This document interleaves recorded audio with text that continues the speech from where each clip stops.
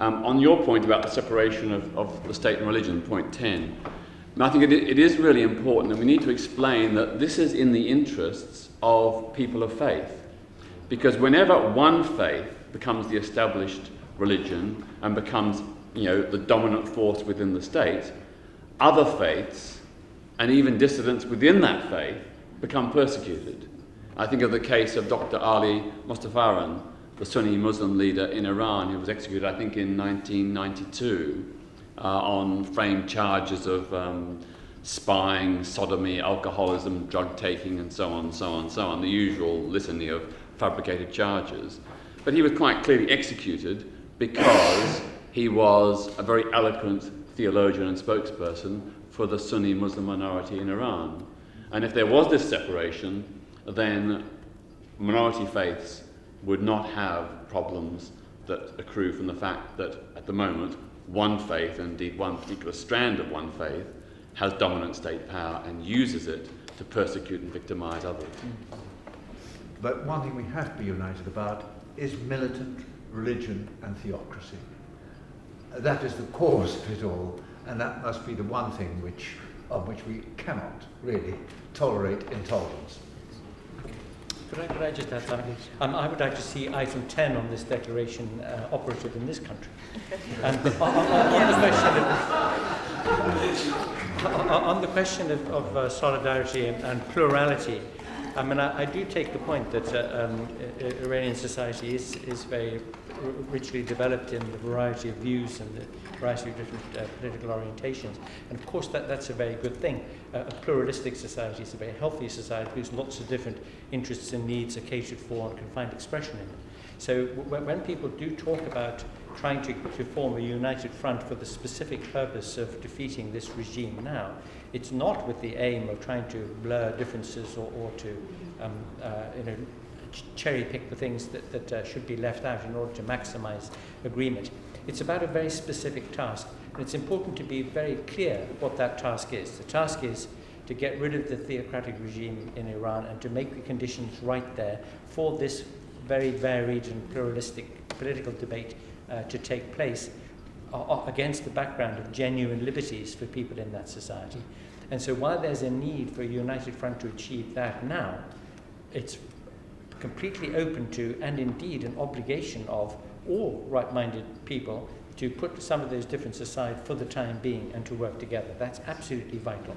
Because as I say from the experience that I had with those very many, thousands of dissidents who came out of China after 1989, it was very dispiriting indeed to see them collapse into 101 different groups all fighting with one another and not against the regime. That was the great problem. And by the way, finally, that there are Iranians here and there are Brits here, and the point that you made earlier on was very, very well made. In answer to the question, what is your country? The answer should be the world. The answer is, what is your nationality? The answer should be the human species. And so this is about our fellow human beings being treated incredibly badly, and no matter who they are or where they are, and no matter who we are or where we are, we have to stand up and fight for them. So when we talk about Iran solidarity, this is human solidarity. What is going to happen in Iran, clearly, from our experience, this is going to continue, despite the fact that you won't see it in the media anymore. Every single day, on every street corner in Tehran and many other cities, are, people are facing the security forces, and every actually day and night. And that's what's happening. Megaphones are out every night on the rooftops. So this is going to continue. And one of the difference is that the importance of this solidarity campaign, it's because of that's going to continue. It's not going down. I think the difference with China, Anthony, if I may, report to actually point out, that was actually, it was crushed, but this is sort of on the rise. And I think the need for this and unity, and I agree this is important, that we need to be able to unify the mass of 3 million Iranians who actually fled Islamic regime in Iran, and millions of people who are supporting, and we've seen how outpour of sympathy everywhere. You watch YouTube, the amount of songs been written and performed for Neda is mind-boggling. And the fact that how much sympathy that people have.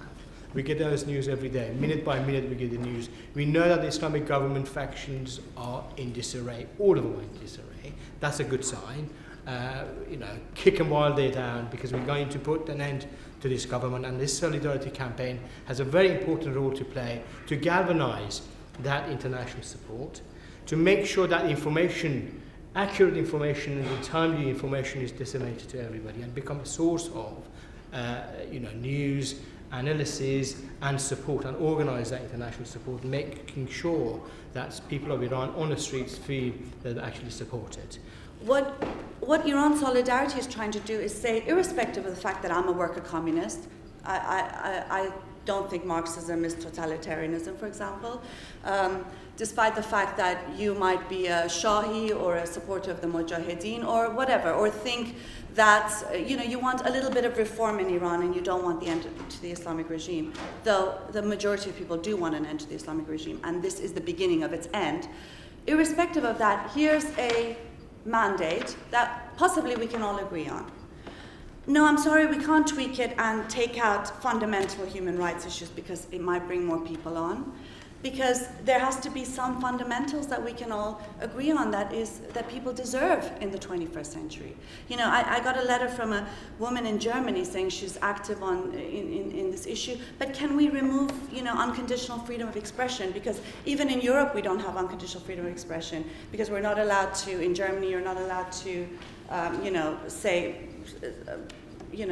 that the Holocaust doesn't exist, for example. Well, no, I'm sorry. We want unconditional freedom of expression. The people of Iran deserve unconditional freedom of expression, as they deserve to live in a society that doesn't have execution, that doesn't have stoning, and that religion is separate from the state.